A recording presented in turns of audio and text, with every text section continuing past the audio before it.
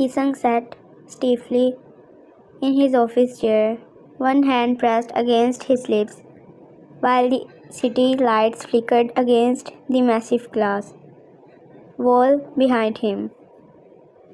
The room was silent, except for the nervous shifting of his assistant standing nearby. Sir, the assistant hesitated carefully. Miss Ryan transferred another large amount from your personal account this morning. No reaction. She emptied almost everything from the secondary card. Still nothing. Hee-sung only stared ahead, eyes hollow with exhaustion rather than anger. The assistant had worked for him for years. He knew how terrifying Lee Hee-sung could be when crossed. Man twice his age, shook under his stare. But not today. Today he only looked tired. After a long silence, Hee-sung finally leaned back in his chair. Did she buy anything for herself? The assistant blinked. No, sir. Designer bags, jewelry, clothes. No. Another silence. She sent it to her mother. Hee-sung closed his eyes briefly. Of course she did. Every single penny. The assistant carefully spoke again. Should I freeze the account? That finally made Hee-sung look up sharply. No. But sir, I said no. The assistant immediately lowered his head. Understood. Hee-sung exhaled slowly once the man left the room. The office suddenly felt too loud, too empty. The contract marriage had been his idea. From the beginning, his father had demanded marriage before handing over the company shares and property rights. His son could have married anyone, some rich politician's daughter, some model, some perfect woman from the elite class. He hated so much. But he chose Ryan, the girl who used to sit beside him in college libraries with messy notes and tired eyes. The girl who laughed with her whole body. The girl who always pretended she was okay even when life was crushing her. He found out about her debts 2 months ago. Her mother failed business, the loan sharks, the threats, the endless drowning. So he lied. Told her he needed her temporary wife for 30 days because of inheritance issues. Told her it would benefit both of them.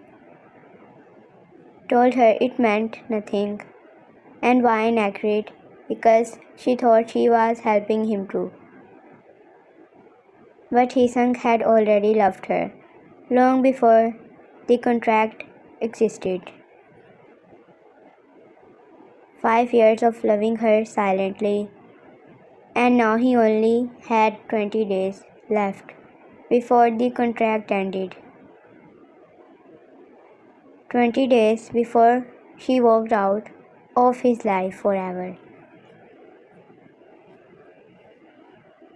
The mansion was unusually quiet that night. Most of the servants had already disappeared into the servant quarters, leaving only dim light glowing softly through the house. Vine sat on the kitchen island, one leg folded beneath her while absent-mindedly eating strawberries from a bowl. Her thoughts were too loud tonight. The money was finally paid. Her mother was safe.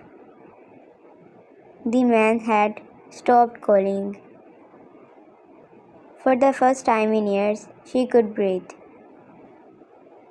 Yet somehow the relief only made her chest ache more. Because now there was nothing trying her to this place anymore. Nothing trying her to him. She heard footsteps approaching before she even looked up. Heavy, slow, familiar. He sung.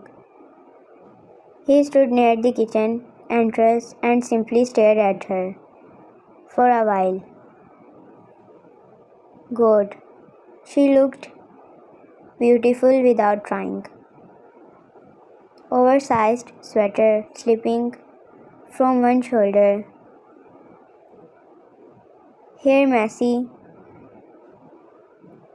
bare face, soft eyes lost somewhere far away. It terrified him how quickly this place had started feeling like home because she existed in it. Finally, he walked toward her and sat across from her at the counter. How was your day? Vine looked at him quietly before giving a small smile. It was good. Yeah. What did you do? She poked at the strawberries with the fork. Visited my mom.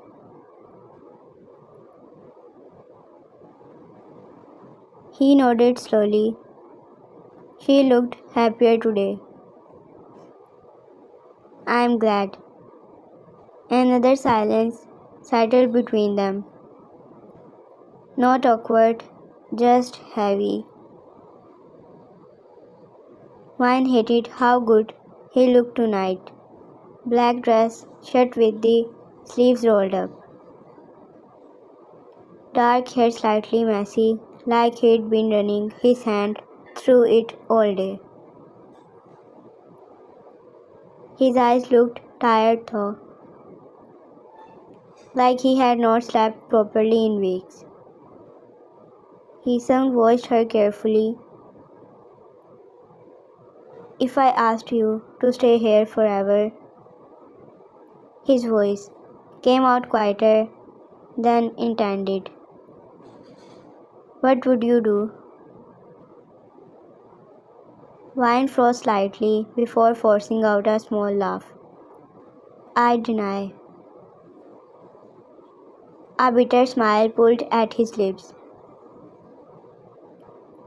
Yeah, he murmured. You probably would. She looked at him properly then. Leaned back in his chair, staring at the ceiling now. Because I don't meet your expectations, right? Her brows frowned immediately. No, no, you think too highly of me. He looked back at her slowly. Vine swallowed. I am the one who does not belong in your world. He sung. His expression tightened instantly. This world, She glanced around the massive kitchen quietly. It's something I used to dream about building someday. A stable life, money, safety. Her voice softened painfully, but not like this. Hisang's jaw clenched.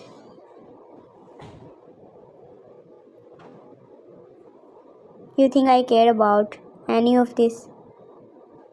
You should. I don't. Hisang, I don't want the mansion. His voice cracked slightly. I don't want the company. I don't want the inheritance if you are not here. Ryan stared at him, and suddenly he looked less like the terrifying businessman everyone feared at more like the exhausted boy she met years ago. The boy who used to secretly buy her coffee during exams. The boy who waited outside her classes even when he pretended he just happened to be there. The boy she never realized was looking at her like she was everything. He ran a frustrated hand through his hair.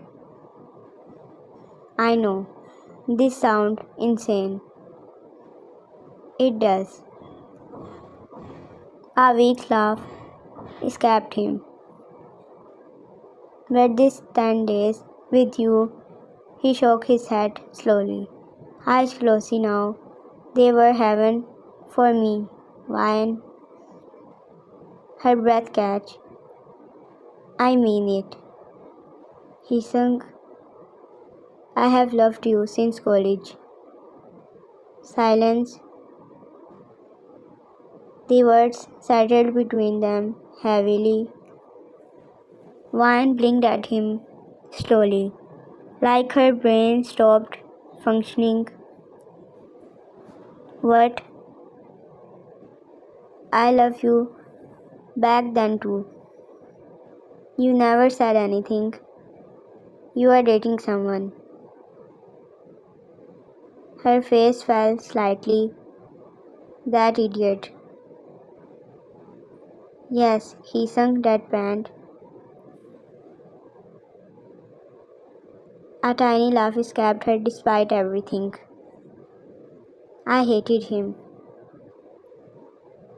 You hated everyone. Not you. The confession slipped out accidentally. He sung went still. Ryan realized what she said and immediately looked away. But it was too late. A slow smile appeared on his lips. For the first time that night. Not me. Don't start. Ryan, she groaned softly, hiding her face with one hand. Please, shut up. His smile widened. Good. He loved her so much. He got up from his chair slowly and walked toward her. Ryan's breathing became uneven when he stopped between her legs, where she sat on the counter. Too close. Way too close. You know, he murmured softly, you are really cruel. Her eyes lifted to his. How? You stole my money. A horrified expression crossed her face instantly. I was going to pay you back. He burst out laughing, actually laughing, warm and beautiful and boyish. Van stared at him in shock. I don't care about the money, he said softly. Then why bring it up? Because I wanted an excuse to stand this close to you. Her cheeks burnt immediately. This is harassment. You are my wife. For 30 days. His smile faded slightly at that. Only 20 left. He looked down for a moment before quietly saying, "That's exactly what scares me." Ryan's heart twisted painfully. He looked back at her then. Raw, honest, no walls. No one's ever felt like home before you. The words shattered something inside her because she understood exactly what he meant. This mansion never felt suffocating when he was around. The silence never felt lonely when he sat beside her. Even tonight, the kitchen only felt warm because he entered it. Ryan looked down at her hands. You made things difficult. Good. She frowned. Good. If it was easy for you to leave me, I'd be offended. A reluctant smile pulled at her lips. He-sung noticed instantly. There it is. What? That smile. She rolled her eyes. You are unbelievable. And you are beautiful.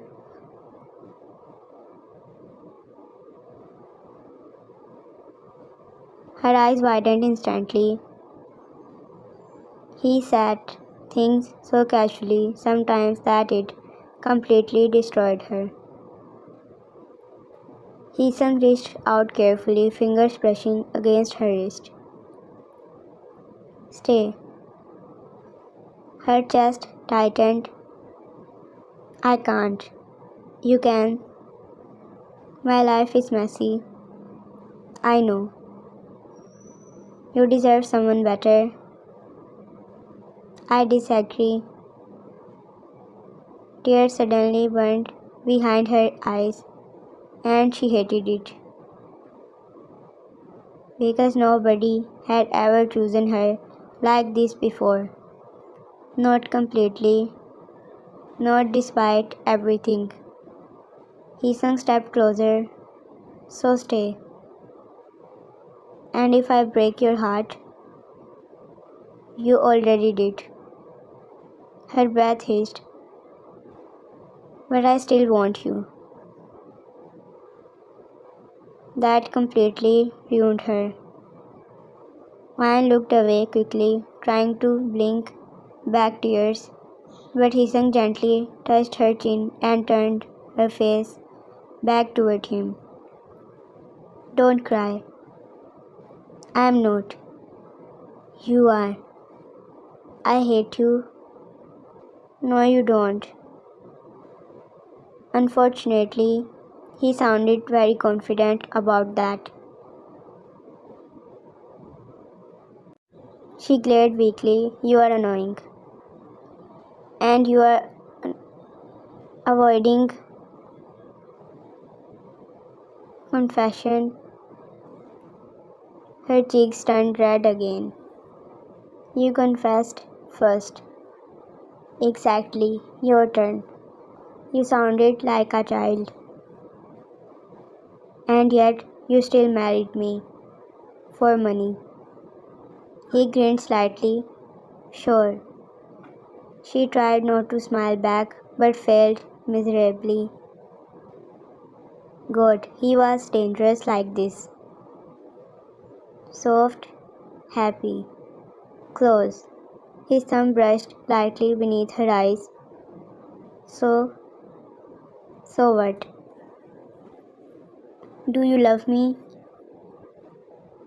Vine stared at him for a long moment. Then quietly, I think I started loving you before this marriage even happened. Hisang stopped breathing, and I hate that. His forehead dropped against hers immediately as a helpless laugh escaped him. You have no idea what that just did to me. He smiled softly. For the first time in years, the weight on her shoulders didn't feel unbearable anymore. Hisang looked at her like she hung the stars themselves.